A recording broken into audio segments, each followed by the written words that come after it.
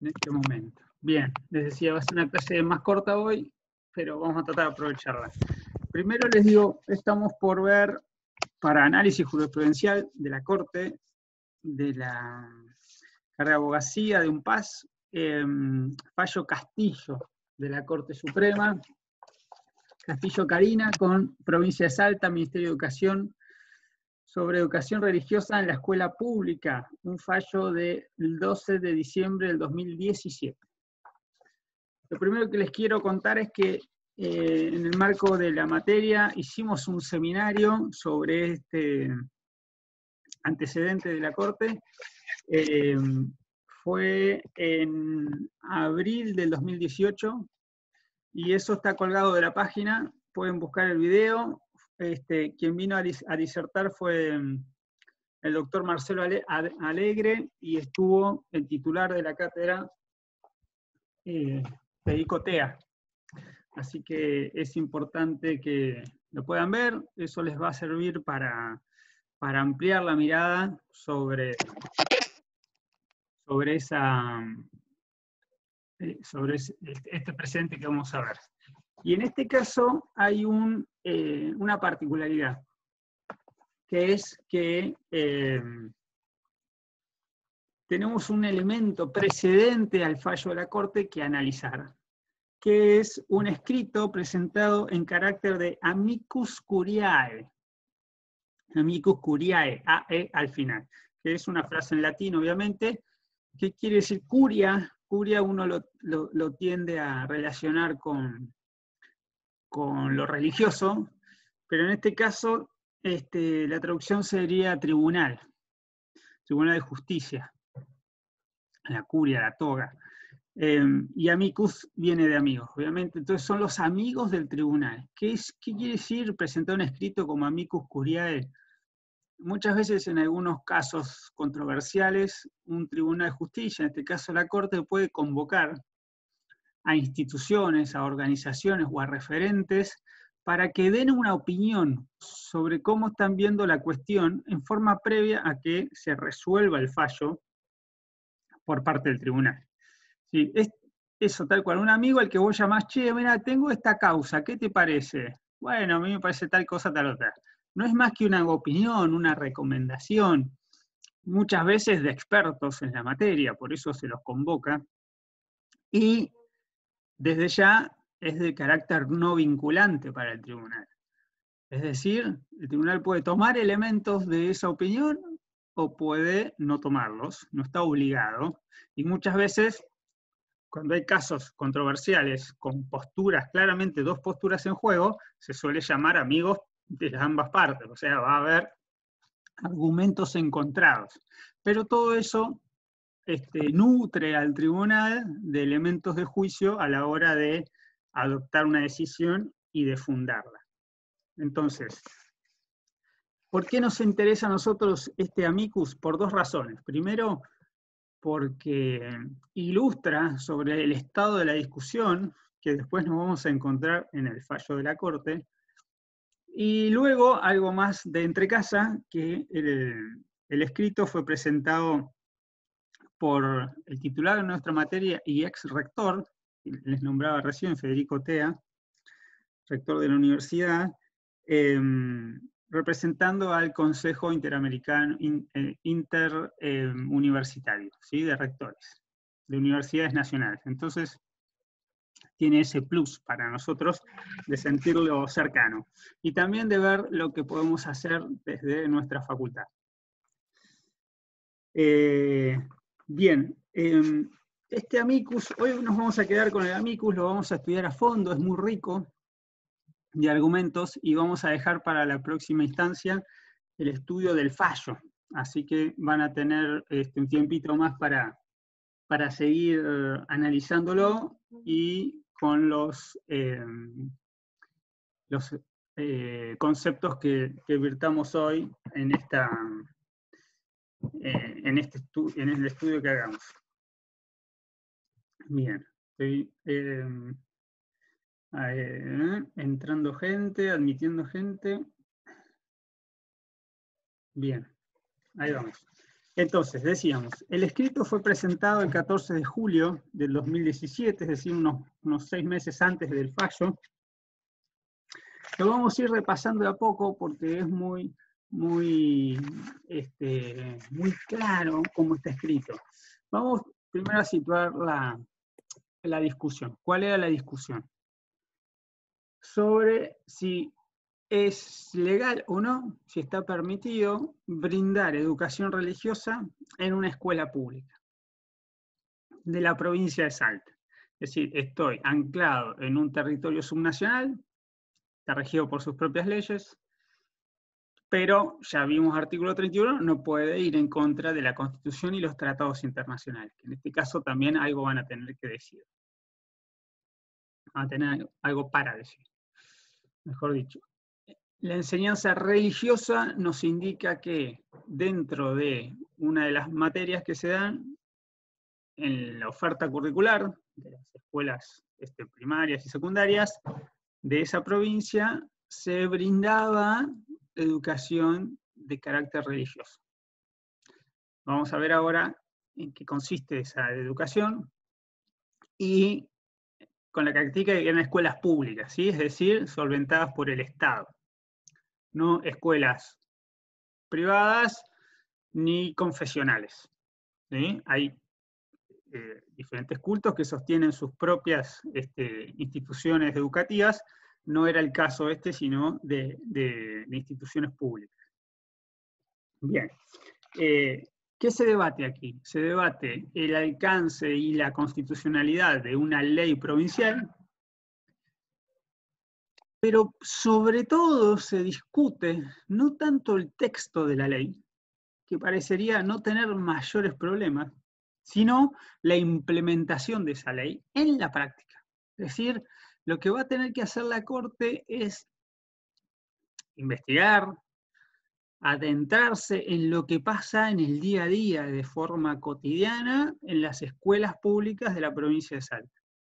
Y esto para establecer si el texto de la norma, el espíritu de la norma se condicen con los estándares internacionales y de nuestra Constitución sobre el derecho a la libertad, el derecho a la privacidad, a la libertad de elección, a la libertad de elegir o el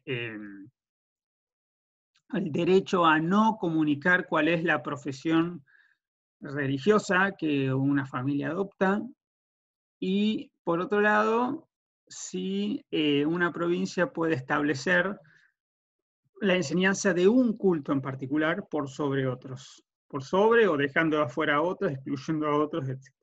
En este caso, el culto católico. Y también otro aspecto de la discusión es qué pasa con las mayorías. ¿Pueden las mayorías, en este caso, mayorías confesionales, porque se establece, y esto es un dato, es un hecho, que en la provincia de Salta la mayor parte de la población son fieles del culto católico? Si esa mayoría establecida puede determinar el curso de acción de las políticas públicas en materia religiosa, involucrando al resto de la población. Bien, veo ahí una compañía gatuna que es parte de la clase. Bien, muy bien. Entonces, ese es el estado de la discusión. Vamos a ver qué es lo que propone este amicus curiae, y vamos a dejar para más adelante cuánto de todo esto que se propone ahora es retomado por el máximo tribunal y hecho propio para resolver la cuestión de manera jurisdiccional. Bien, vamos de a poco. ¿Qué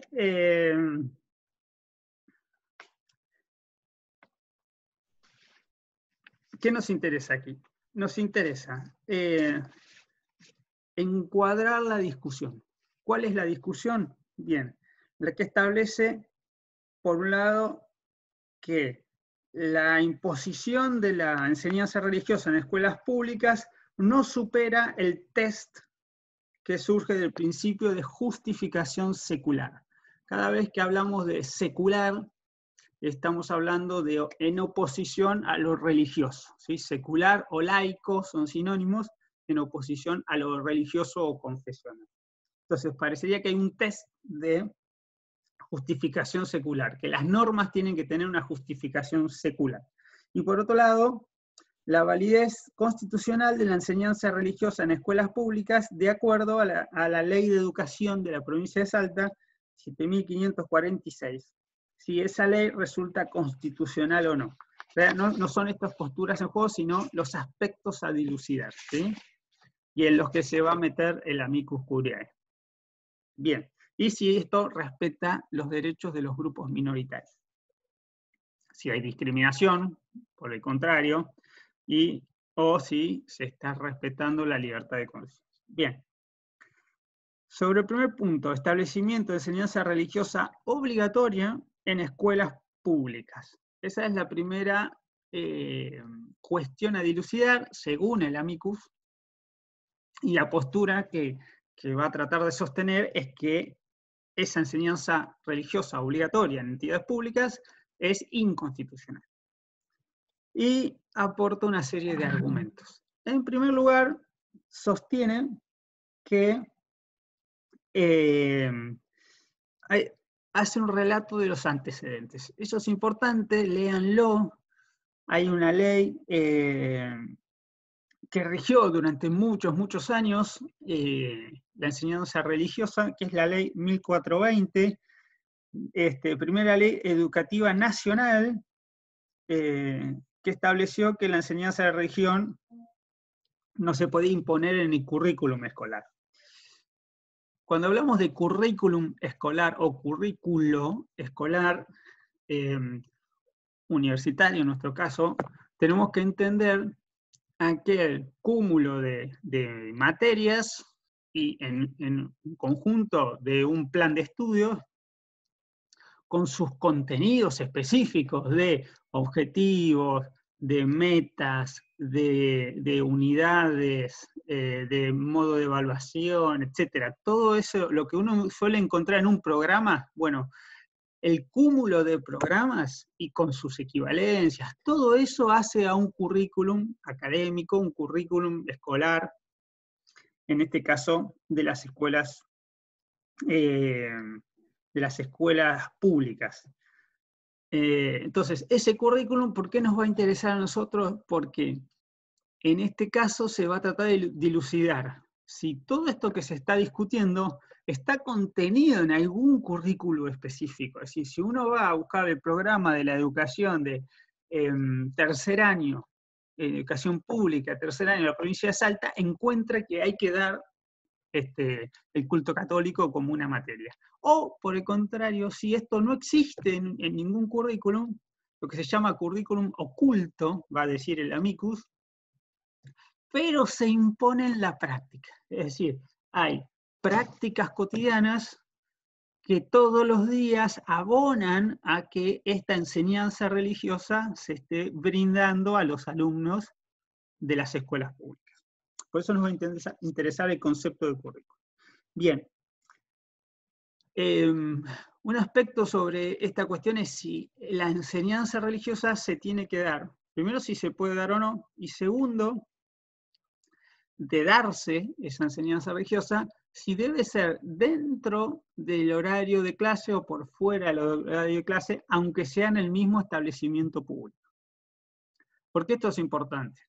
Porque si es por fuera del horario, queda como a la libre decisión de cada uno. Yo voy o no voy. Así, mirá, en el colegio hay un taller de guitarra. Ah, bueno, sí, es por fuera del horario, me anoté a las 3 de la tarde, bueno, voy. Mirá, los sábados dan teatro, bueno, voy si quiero, si no quiero.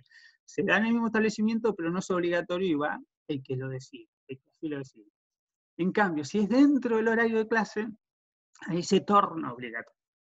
Y si es obligatorio, todos deben participar, no hay libre elección, salvo, vamos a ver en este caso, que puede ocurrir que el que diga, yo no quiero tener inglés, no quiero tener matemática, no quiero tener física, o en este caso, no quiero tener catequesis, por ejemplo.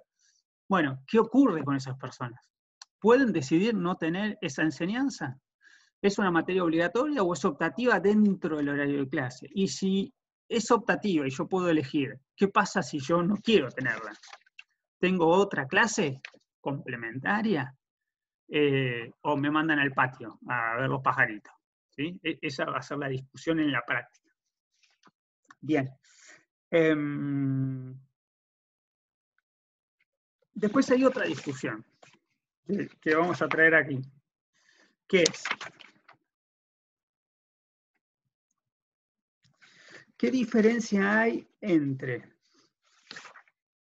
la enseñanza de una práctica religiosa y la enseñanza de religión? Si uno dice de una práctica religiosa, está hablando de un culto en particular, de un credo en particular. Por ahí, en algún lado, figura que, ¿saben cuántos hay en nuestro país? Esperen que lo busco el dato. Según, ustedes saben que dentro de los ministerios hay uno que es Ministerio de Relaciones Exteriores, Comercio Internacional y Culto, la famosa Cancillería o el Servicio Exterior, los diplomáticos. Dentro de las tareas de los diplomáticos está regular el culto en Argentina. Bien, según el Registro Nacional de Culto, a 2017, había 4.925 religiones oficiales. Conocemos las mayoritarias, pero hay un montón más. Entonces,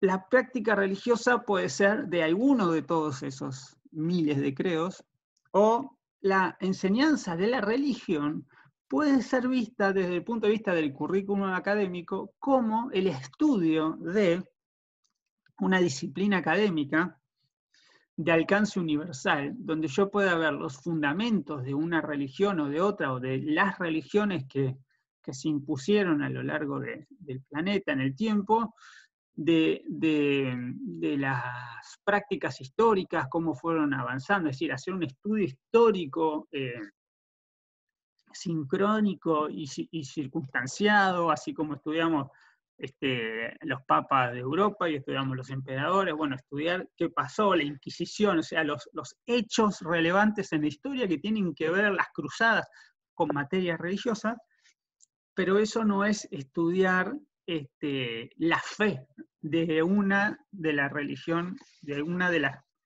en particular. Entonces, ahí el amicus trata de diferenciar y dice, bueno, mire, si usted va a dar una disciplina desde el primer punto de vista no hay problema, el segundo, ahora si la va a dar el primero, ¿qué hacemos? ¿Vamos a dar todas las religiones? ¿Es eso fácticamente posible?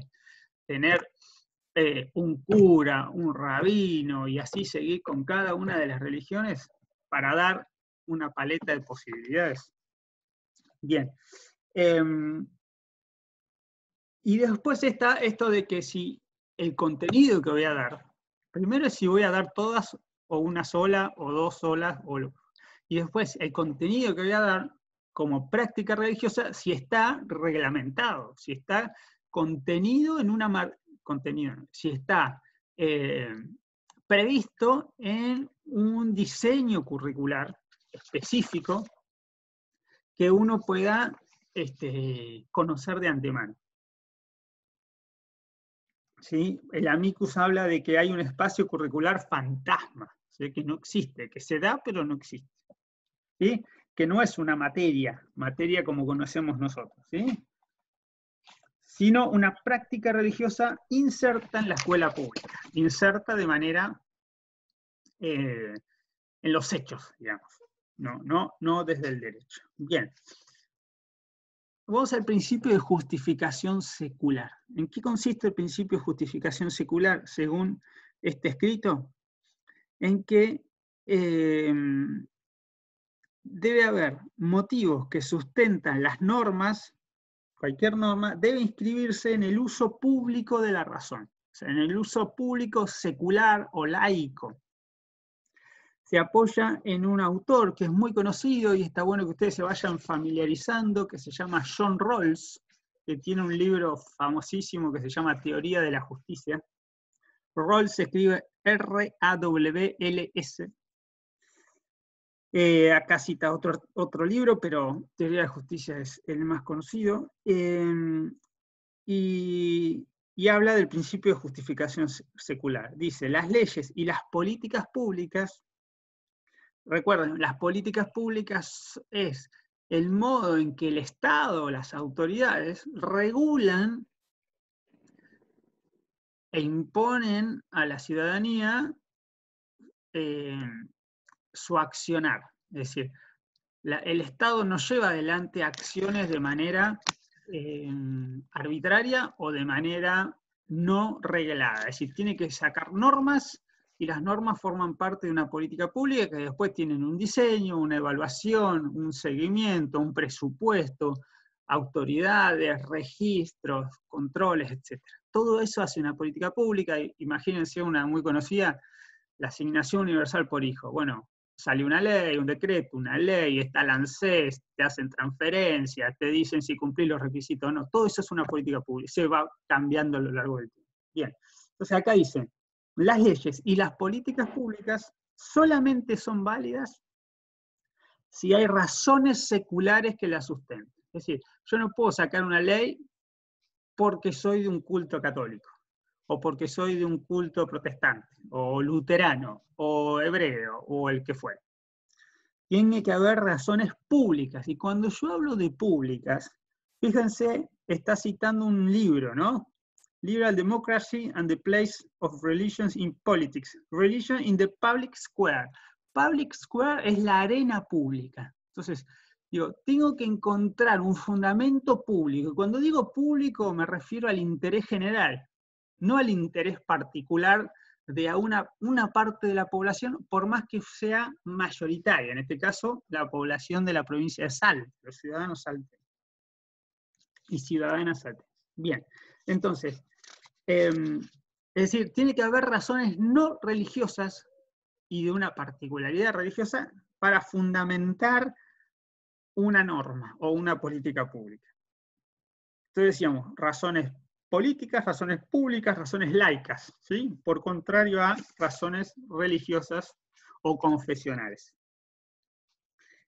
Siempre estamos hablando de una política pública y de la regulación de la enseñanza en establecimientos públicos, ¿sí?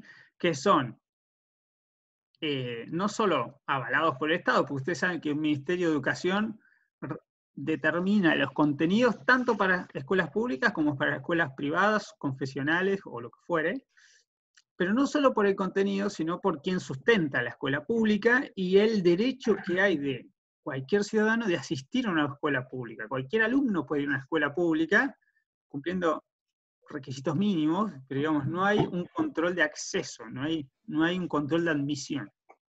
En una escuela privada te pueden decir, mire, la cuota es esta, usted la paga, no la paga, si no la paga no entra.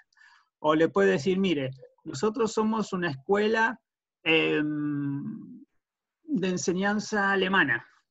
Si usted no es de familia alemana, no venga, vaya a otra. O nosotros somos una escuela de Boy Scouts, o somos una escuela de bomberos, o lo que fuera. Y si sigo extremando, me voy ya a los clubes, las asociaciones, o sea, ahí me dejan entrar si quieren o no quieren. Pero en una escuela pública nadie puede hacer eso, ¿sí? Es de acceso universal, como concepto. Bien, sigo. Estoy leyendo, es fácil, estoy leyendo cronológicamente en el escrito, así ustedes después lo pueden seguir. Bien. Dice el amicus, es imposible dar en clase, tener materia curricular de todas las religiones. Entonces, si esto es imposible, porque tenemos 5.000 religiones, imagínense, de las 5.000 limpiamos y las que no están caducas, ya no tengan practicantes, me quedan, no sé, 2.000, 1.500, no sé, 100, imaginen 100. ¿Cómo hago para dar 100 perspectivas de la fe en clase? ¿Cómo hago? Tengo que tener 5.000 salones y tengo que tener tantos docentes que sepan esas religiones, que vengan y que en el mismo lugar tener una logística enorme. Bueno, eso no es prácticamente posible. Bien, ese es el primer punto. Vamos al segundo punto a dilucidar. ¿Qué era? Si la ley establecida en dictada en la provincia de Salta es acorde al orden jurídico constitucional o no. Es decir, si es discriminatoria o no, y tiene que ser avalada. Bien. Decimos la ley 7.546, el amicus sostiene que la ley es discriminatoria y va a dar razones sobre ese tema. Tal vez se nos corte, en breve volvemos a entrar, creo que con el mismo link volvemos a entrar. Bien, ¿por qué dice que es discriminatoria? Por dos razones. Porque no garantiza el pluralismo religioso, ¿sí? La pluralidad de estos credos que sean estudiados en el mismo nivel, a la par, y porque efectivamente en la práctica está dejando de lado a aquellos alumnos que no desean estudiar religión católica. Entonces, tengo un problema con la norma y un problema con la práctica. Bien, dice, está bien, es cierto que en Salta la mayoría son católicos, eso está bien, y tengo ahí un estudio de CONICET, pero hay un 9% de la población que no lo es. Entonces, ahí está la cuestión. ¿Qué hace una escuela pública con ese 9% que no lo es? Que no profesa esa religión mayoritaria. Bien, nos quedan 10 minutos, sí, un poquito. Bien. Y acá tenemos que hacer un desagregado para explicar un concepto. Categorías sospechosas. Va a hablar el amicus de categorías sospechosas, ¿sí? Ustedes saben que nuestra Constitución dice que los derechos no son absolutos, que los derechos pueden ser reglamentados, que hay que tener en cuenta otros derechos en juego, ¿sí? Cuando hay conflicto de intereses, pero que la reglamentación de los derechos no puede alterar el ejercicio de los mismos, de tales derechos. Artículo 14, artículo 28, búsquenlos, donde ahí habla de la alteración, no alteración del derecho. Entonces, cuando una política pública, volvemos, o una regulación estatal, fija límites al ejercicio de un derecho, lo que no puede hacer es incurrir en discriminaciones. Y acá hay que explicar, ¿qué es una discriminación? Bien, discriminar es separar, ¿sí? Yo separo una cosa de otra, ¿sí? La virome de la tapa. Separar es hacer clases, subclases. Es decir, yo voy a la universidad y encuentro un baño para hombres y un baño para mujeres. ¿Es discriminatorio eso? No, bueno, es una forma de distinguir por razones prácticas, por razones de higiene, por razones de cultura, lo que quieran. Ahora podemos poner un tercer baño, ¿sí? No binario, podemos llamarle, pero seguiríamos haciendo discriminación. Salvo que dijéramos un baño válido para todos, todes. Bien, pero lo que quiero explicarles es que la discriminación no es mala de por sí, la hacemos todo el tiempo. Miles y miles de discriminaciones todos los días. Y nadie se horroriza por eso. ¿El problema cuál es? No es la discriminación en sí, sino el criterio que está detrás de la discriminación, que sustenta la discriminación. Si yo digo, antes había colegios para hombres y colegios para mujeres, hacíamos una discriminación, nadie decía nada. Después con el tiempo dijimos, che, me parece que es mejor que se mezclen, que compartan, que bueno, y ya pasaron a ser la mayoría instituciones públicas. Pero eso porque va cambiando la cultura a nuestro parecer. Pero hay discriminaciones que aún hoy nos parecen que no son adecuadas. Son aquellas que tienen que ver con la raza, con la religión, con las ideas políticas, etc. Y hemos pasado como humanidad por holocaustos, entonces hemos aprendido, miren, hay distinciones que no van. Digamos, usted no puede hacer una política pública en base a esta distinción y decir, mire, usted profesa tal idea política, bueno, se va a un campo de concentración. Entonces, eso como extremo, digo, lo traigo para acá y eso ocurre todos los días. Digo, nosotros hemos tenido a principios del siglo pasado una ley, la ley de residencia, decía, mire, si usted tiene cara de ser anarquista, lo voy a deportar del país. ¿Y qué quiere decir tener cara de anarquista? Bueno, no sé, me meto en sus ideas. Entonces quiere decir, hay discriminaciones que no convalidamos y otras que sí. El problema es los criterios que usamos. Entonces, van a encontrar acá en el amicus que habla de categorías sospechosas.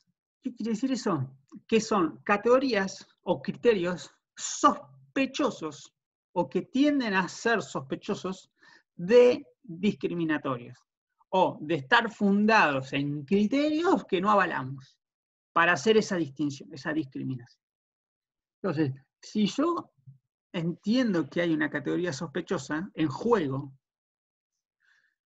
por ejemplo, mire, yo voy a distinguir a los alumnos sobre si profesan esta religión o no. O, categoría sospechosa. Voy a distinguir a los alumnos sobre si son de River o de Boca, o de San Lorenzo. Digo, bueno, ¿puedo excluir de una escuela pública a un bostero, a un millonario, a un cuervo, porque son de un club en particular? Ojo, tengo que fundamentar. Si son de un partido político, puedo excluir a unos de otros, este es de derecha, este de izquierda, este es socialista, este es anarquista, este es nacional no sé cuánto. ¿Puedo hacer eso? Entonces, si yo sé que tengo una categoría sospechosa, porque hay cierto consenso en que hay criterios que los tengo que mirar más que otros, bueno, ahí lo que sucede es que se invierte la carga de la prueba. Es el Estado el que debe dar razones de peso para justificar esa discriminación, esa distinción basada en el criterio tal. Nosotros vamos a estudiar más adelante el fallo Hoff, por ejemplo, de un juez, de un profesor al que no le dejaban dar clase. ¿Por qué?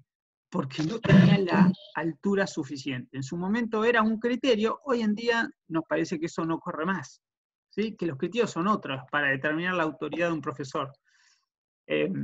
La idoneidad de un profesor, no su altura. Bueno, hoy sería un criterio sospechoso.